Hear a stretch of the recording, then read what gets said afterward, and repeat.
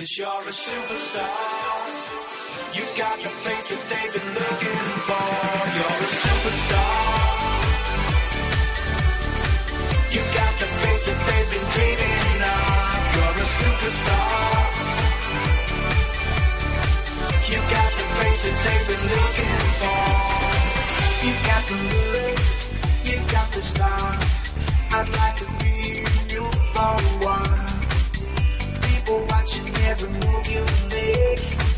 You make a smile with every picture they take. 'Cause you're a superstar. You got the face that they've been looking for. You're a superstar. You got the face that they've been looking for. Magandang oras sa inyo, Ilocos. Hello, Je. Hello, Murphy. Ayan, nandito kami ngayon sa Coffee Break Vegan. Yes. Ayan. So, Je, kumusta ka na? Ba't nakaganon ka? Siyempre, alam nga naman na, Je, kumusta ka na dyan ka ba? Siyempre, kakausapin ka through my eyes. Through your eyes. Hindi, through your nose. False eyelashes Of course, maganda rin sa'yo. Of course, di ba? Yung sarap ba to? Oo, strawberry. Tikman mo. How's the taste? Masarap. Hearty pa rin, no? Ganun talaga. Pag masarap ka, hearty talaga. Alam mo kamusta po, ka naman? okay. Ikaw, kumusta? Okay lang din. Kamusta love life? Okay lang. Charot. Wala akong love life. Meron. Wala na nga. Kanina nag-i-Skype kami ni Jajan sa baba. Nakita kong dami niyang Wala. Wala akong balang boys. Ang dami, Flirt lang yun. Ang dami niyang mga boys. Alam niyo mga kaibigan, nasabi na namin kanina, nandito tayo ngayon sa Coffee Break Vegan City. And of course, located siya sa may malapit sa Salcedo Street, Vegan City. Malapit sa Calic Risologo. Palagi po si Jed dito. Pag wala pong lamay or patay na pinagko-coffeehan, dito po siya nagko-coffee almost every day. Yeah. Pupunta kami dito, kasama namin sila Ate Jana, sila Chef Sam, si Roxy, si Bitoy. Oo. Ayun, alam niyo po, nagtataka po kayo kung bakit wala kaming ini-introng mga guests ngayon. Kasi ito na po yung last episode namin for the first season. Pero hindi sabihin, hindi sabihin na last na. Baka last naman talagang totoo, Ate Barbie. Last season. Last season. Alak ka. Huwag naman sana, ikaw lang. Ikaw lang din. Damay-damay gaga. Last episode for our first season. Of course, sa second season namin, mas aabangan kayo ng bonggang-bongga kasi madami kaming gagawin ni Murphy na kaka-lurking mga segments, di ba? Kala ko nga, nandito ngayon tayo sa New York. Ang ganda ni si Murphy ngayon. Pakigano'n naman. New York? Parang New York lang si Bakula. Nagano kasi ng kable ng kuryente kanina. Ano yan? UK? From UK? Yes, UK. UK. O, diba?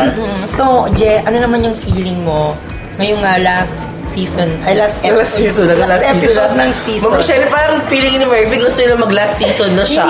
Hindi naman ma'am. Gusto ko forever course. I feel ganun. Okay lang naman din kasi di ba babalik naman tayo for... Pero mamimiss tayo ng mga viewers natin for sure. At parang iiyak ka. Charat. Hindi naman. So, yung ano ba yung ikaw? Kunwari, isipin mo last season mo na to. Ano yung mararamdaman mo? Okay lang din.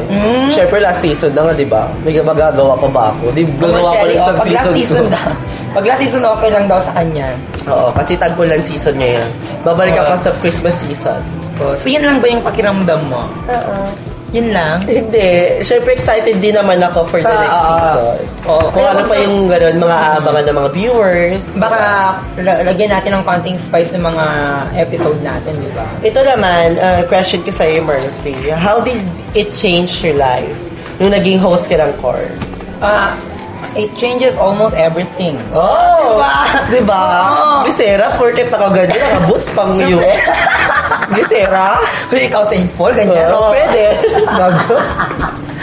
Kala ko nga, Max dito kasi ikaw yung manager, gano'n. Di ba pwede mag-checker, yung black and white? Pwede naman. How did you change your life? Ako, in the first Is it for the better or for worse? It's for the better, of course. For the better for the country? Because are you said you believe in world peace? Ano ka ba? Sasagutin ko ba yung tanong mo? Hindi. Sasagutin mo, push. Kasi in the first place, mga kaibigan, ano ba? Huwag mo akong i-distract. Drama. Mas maganda. Hindi naman sa drama.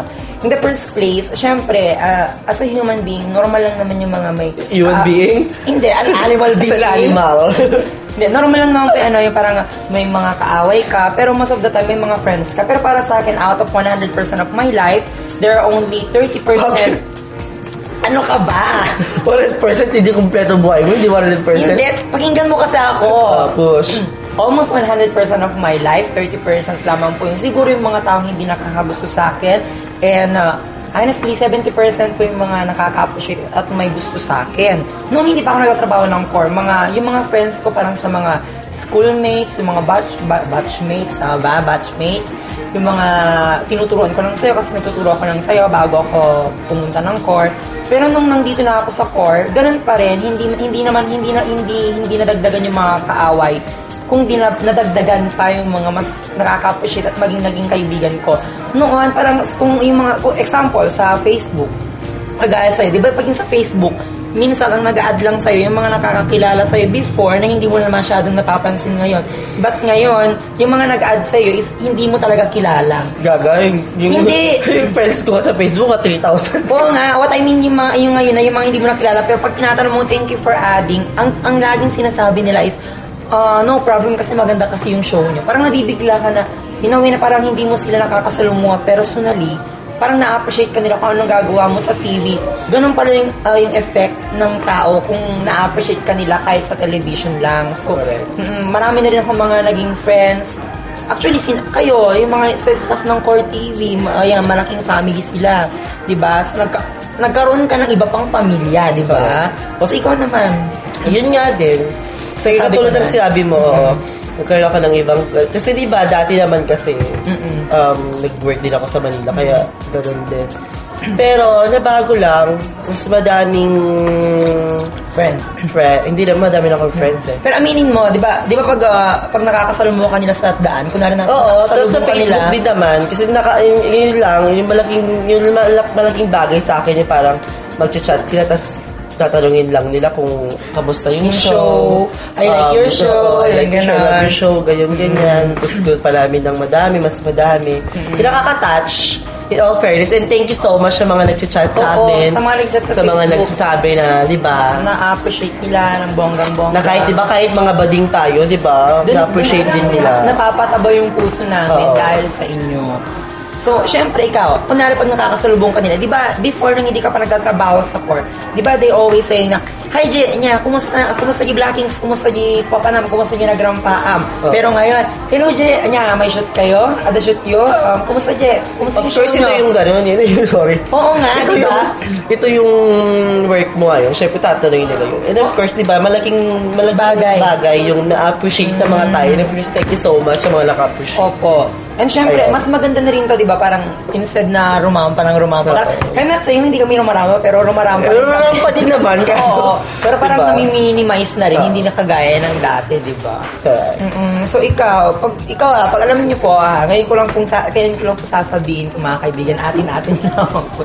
Pag kunwari tapos na yung shoot, si Je, pag rumarampa kaming dalawa, pupunta kami sa isang parang bar na may sayawan.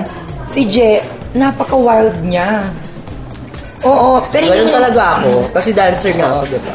Ako nga, dancer nga ako, pero kasi si Jenna, kinakabahan po kasi ako kasi baka something like na bastusin or something na baka pag-awayan. Bongga naman pag-awayan ka nila, no? Alam mo yan. Okay. Pero noon, pag pumunta ka sa mga ganon, parang I don't care, but now, syempre, you always care about yourself kasi public figure ka, di ba? Sera. Siyempre, Jusera ka. Anong tawag ba sa'yo ngayon dito? Sera. Jusera pala. Okay. So, syempre, marami pa tayong pag-uusapan, Je. Kaya huwag po kayong aalis dahil marami pa kaming i-share na kwento to our experiences sa mga nakaraan po. Episodes. Kaya huwag po kayong aalis. Magbabalik po ang Hilganda! They've been looking